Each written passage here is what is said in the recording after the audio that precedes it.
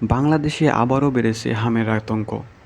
মাত্র ২৪ ঘণ্টায় আরও ৭ শিশুর মৃত্যু আর নতুন করে শনাক্ত হয়েছে ২৮২ জন।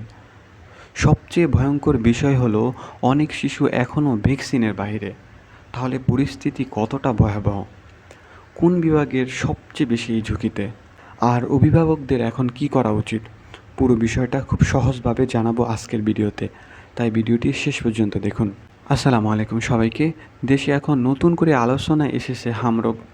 স্বাস্থ্য অধিদপ্তরের সর্বশেষ তথ্য অনুযায়ী গত ২৪ ঘণ্টায় হামে আক্রান্ত হয়ে এসেছে একজন এবং হামের উপসর্গ নিয়ে আরও ৬ জন শিশুর মৃত্যু হয়েছে।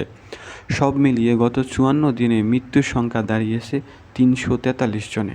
এর মধ্যে ২৮৫ শিশুর মৃত্যু হয়েছে হামের উপসর্গ নিয়ে এবং ৫৮ জনের ক্ষেত্রে হাম নিশ্চিত করা হয়েছে।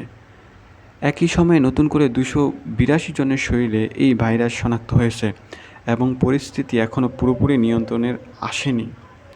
সবচেয়ে বেশি মৃত্যু হয়েছে ঢাকা বিভাগে, প্রায় ১৩২ জন। এরপর রয়েছে রাজশাহী বিভাগ। স্বাস্থ্য অধিদপ্তর জানিয়েছেন, গত ২৪ ঘণ্টায় ১,২১২ জন শিশুকে হামের লক্ষণ নিয়ে হাসপাতালে নেওয়া হয়েছে। তাদের মধ্যে ৯৫০ জনকেই ভর্তি রাখা হয়েছে। কিন্তু অনেক অভিভাবকই এখন চিন্তিত হয়ে পড়েছেন।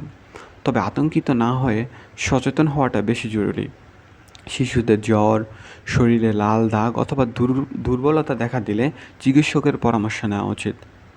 এখন আমার প্রশ্ন হলো, আপনার কি মনে হয় দেশে হামের টিকার কার্যক্রম আরও জোরদার করা দরকার? কমেন্টে আপনার মতামত অবশ্যই জানাবেন। ভিডিওটি ইনফরমেটিভ মনে হলে একটি লাইক, শেয়ার এবং সাবস্ক্রাইব করতে ভুলবেন না। ধন্যবাদ।